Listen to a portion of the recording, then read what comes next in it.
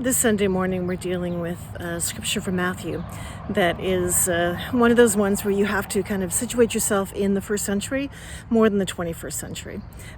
Scripture does that, Sometimes it's really easy to just pick up and read, and sometimes it takes a little bit more work. And when it doesn't take a little bit more work, maybe you should have put it into it rather than just assuming it can be picked up easily. This one actually depends a lot on both the Hebrew context and Greek to understand. So let's dig in. First, we're looking at Jesus talking about children in the street. Now, he's talking to a group of adults. They're surrounding him, and he's preaching. And he's talking about how they're calling back to each other. No, come play our games, not your games, our games. And right away, he associates that with the teachings of John and himself. That, John came fasting, demanding certain things. You totally dismissed him because that wasn't what God in the world was about. Then I came, and you're saying he spends too much time enjoying food and doing whatever. And that's not what God is about. The point Jesus was trying to make is that it doesn't matter often how people come. People not only have a preconceived notion of what they expect the divine to look like, but they also reject what is uncomfortable or unfamiliar or calls us really to do something different than we've been doing in the past. And that's something we really have to watch for as Christians, that we are not deciding that God is in our image. That happens way too often in way too many places. And quite frankly, all you have to do is turn on the television and you can see a lot of examples of us wanting God in our image. Then he goes on to talk about burden. Now, this is where it gets really interesting with the Hebrew and Greek culture.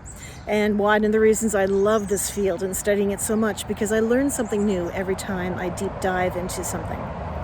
In Jewish heritage, often the teachings of the rabbi, the schools they follow, the teaching of the Pharisees were called yokes. Doesn't that change the passage altogether? That my yoke is easy? It's quite interesting. So the rabbis, the teachers, their teachings were known as yokes. And here Jesus comes along and says something different about the yoke that he is imposing on others, his own teaching. And then he goes on to say something that in English is poorly translated as easy.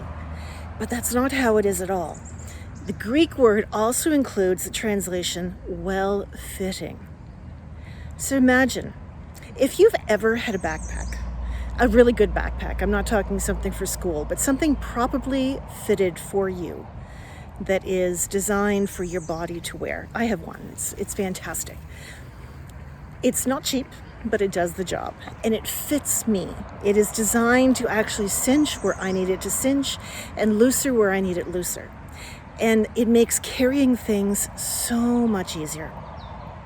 That's essentially what Jesus was talking about in this. The yoke he provides, the yoke he puts on his students, on his followers, is fitted for them, fitted for humanity. God designed to make us be able to carry what we need to carry easier. I mean, think about that. The life of Jesus, the simple life of loving our neighbors, taking care of each other, don't dismissing, being open to the possible, showing love through our actions, not just our words. That burden on us is meant to be form-fitting, meant to be something that actually fits how we carry. So we're not stuck with something that is old or misfitting or broken. We're designed for something that works for us today. Huge metaphor shift. It's something that we can all do. The burden we have to carry is not that heavy when it fits us the way it's supposed to.